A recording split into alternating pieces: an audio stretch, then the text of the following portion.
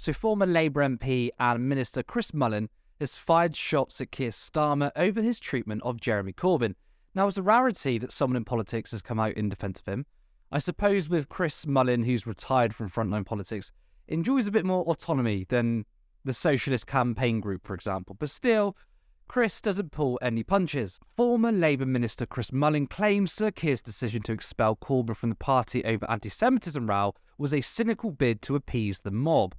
Now, he goes on to attack Starmer on the whole fake patriotism thing, which pretty much every video that Starmer's in, he's in front of a British flag. And Mullin says it's fatherlandism. He also goes on to praise Corbyn for showing dignity in the face of the extraordinary quantity of shite thrown at him while leader. Now, he is 100% correct.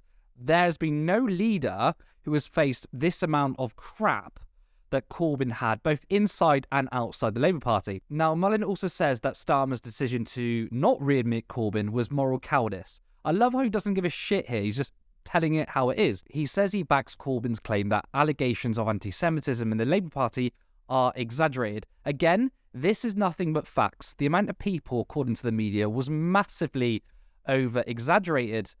He also says this, I quote, "It upsets me to see him cynically thrown to the wolves. For the first time in more than 50 years, having stuck with the Labour Party through thick and thin, I begin to wonder if I still belong in it." Now, he's certainly not the only one who thinks that. Lucky for me, I don't, because I left years ago. He also says that Corbyn and his blinkered supporters bore much of the blame for Labour's defeat in the 2019 election.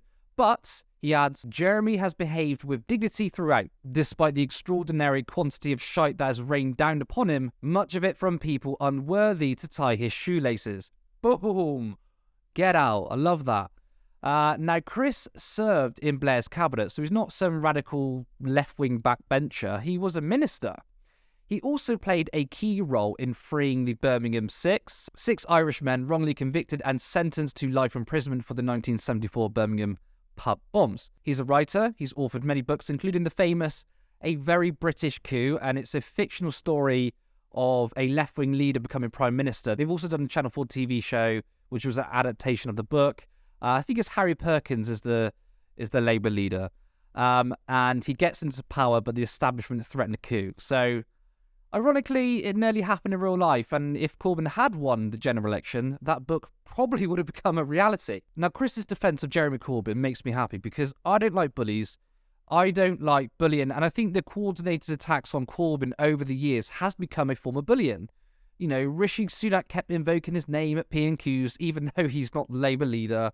The Labour right making snide comments about him. We still have the media tarnishing Corbyn's name. So to see someone, especially someone accomplished like Mullin, fight on behalf of Corbyn is actually pretty damn nice to see. If only there were more prominent people who are willing to just go all out and tell like it is, rather than just offer milquetoast support. That would be good to see. But fair play to Chris Mullin. I think he's absolutely bang on here. And bit of a legend.